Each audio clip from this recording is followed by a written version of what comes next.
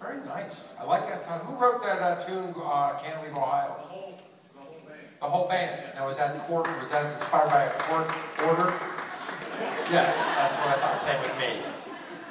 You have to switch the ankle bracelets occasionally. They start to callous. I know what you mean. Anyway, like that day on the ankle bracelet. Yeah. They're still here. I'm surprised.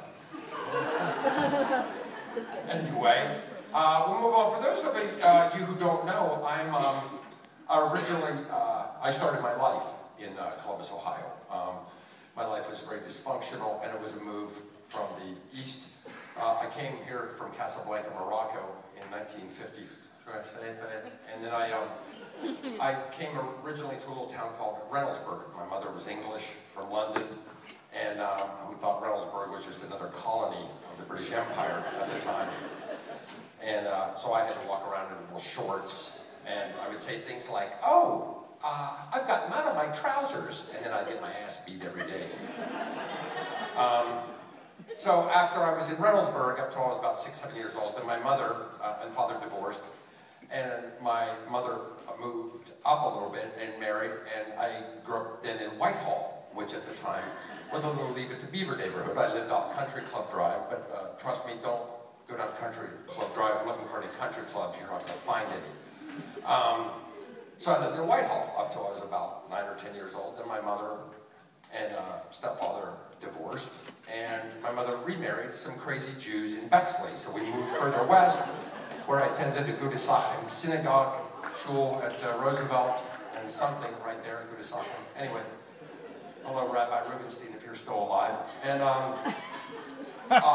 and I was there, and where I learned Hebrew.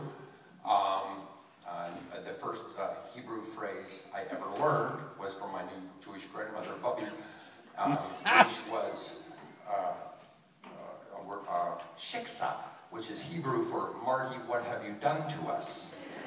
And then again, my mother, because she likes to, she's a creature of habit, got divorced again, and then we just fled to Dayton in the middle of the night, like Moses leaving the Egyptians, and never came back to Columbus. So that was my tale of woe, and hence the dysfunction of how one ends up in the state of Colorado. How about your story? You're miserable. Good. Good for you. I like you. I thought I'd tell a little quick story here while they're continuing to try to disconnect these wires. One of them, yeah, there's a lot of them. That's okay.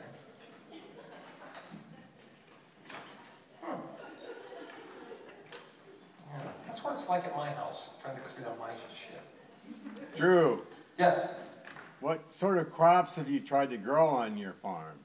You know, you sound like the same voice that asked me something the last time. What type of crops? Yes. Well, I don't really mess with crops much. A lot of farmers around me grow soybeans, but I don't like to mess with the exotics. I think you're asking for trouble.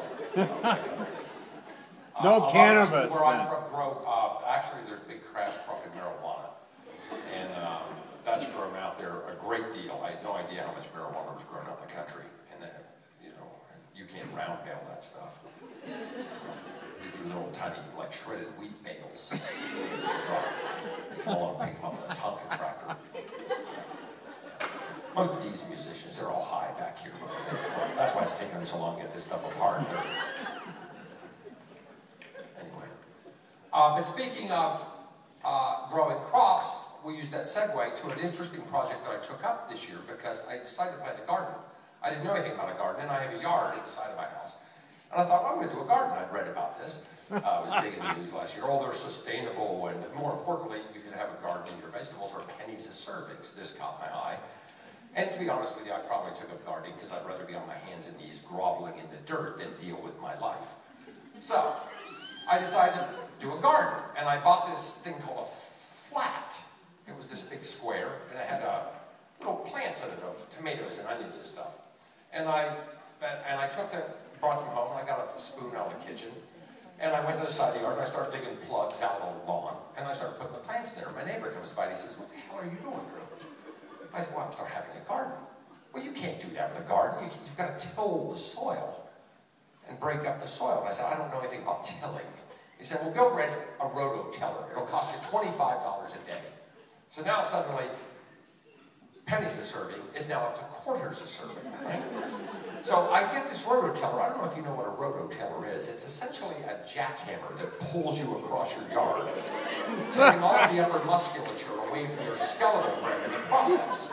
So now I have to go up the road and buy a bunch of Percocet 10s and some fentanyl patches from a dealer buddy of mine up the road. Because it's easier to do that nowadays than go to a doctor. That's a sad state of affairs, but that's the way it is. And those fentanyl patches, you just want to put half on, let the other half hang. Don't try to do the whole thing at once, you'll kill yourself. But until you build up a tolerance, it's not important anyway. A couple days later, I come to, I'm feeling a little better. I go out to check on the garden. And my girlfriend says, well, have you been watering the plants? And I say, well, no, how often do you have to do that? Well, every day. Well, if I'd wanted those kind of demands put on me, I would have had children, wouldn't I?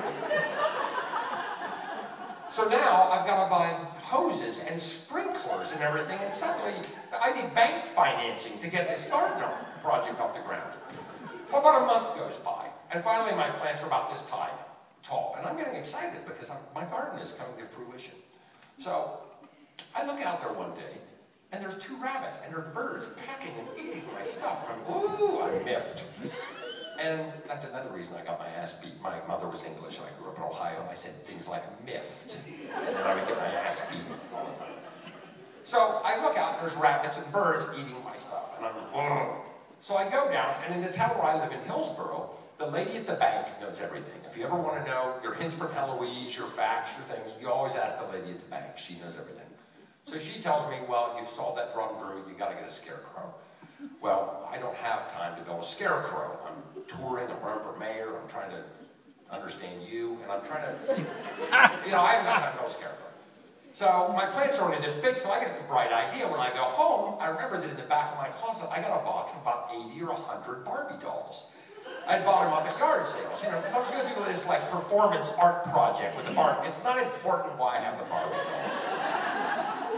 Anyway, so I put a couple of Barbie dolls out there as little scarecrows. They're the same size as the plants, and I think they're, Well, about 3 days later I look out, I have twice as many rabbits, twice as many birds. The Barbies are actually attracting the critters. So now I'm furious. I get a shotgun, I blow away some of the rabbits, kill some of the birds, and blow away the Barbies. Just splinter them across the yard for not doing their job. Well, the whole reason I tell you this story is, that shows I don't typically do things like sell merchandise, like CDs or t-shirts or anything, but I do have canned tomatoes out there, and I hope you'll, on the way out, pick some up. They're $20 a can. And if you can pick a couple up, I'd sure appreciate it. Well, one of the things to intro the star of this show, I'm going to call him, my stepfather owned a very renowned jazz club on St. Clair Avenue in the late 1950s, early 60s. And when I was about 8 or 9 years old, I used to sit in the back of this jazz club. It was called the 502 Club. And I was sitting back there, and I would watch Dizzy Gillespie, and I would watch Jimmy Smith and Brother Jack McDuff, and I would watch Richard Groove Holmes, and I was a huge fan of the Hammond B3 organ. Ladies and gentlemen, keeping that tradition of jazz trios alive, here they are. Please welcome the Tony Monaco Trio.